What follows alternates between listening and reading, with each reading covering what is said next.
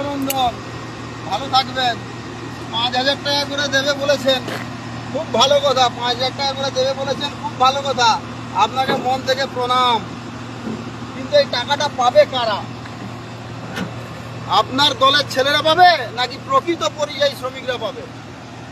কারণ পরিযায়ী শ্রমিক কারা সেটা তো ঠিক করে দেয় আপনার দলের নেতারা।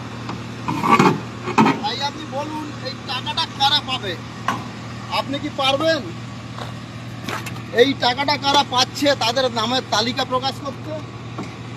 আপনি পারবেন তাদের নামের তালিকা প্রকাশ করে জানাতে কারা কারা এই টাকাটা পাচ্ছে? আপনি এতদিন ধরে কি করলেন বাংলায়? আজ 15 বছর ধরে কি করতে পারবেন?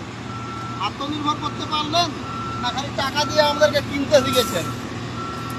আমাদেরকে আপনি স্বনির্ভর করতে পেরেছেন না টাকা দিয়ে এইভাবে কিনতে পেরেছেন? কোনটা?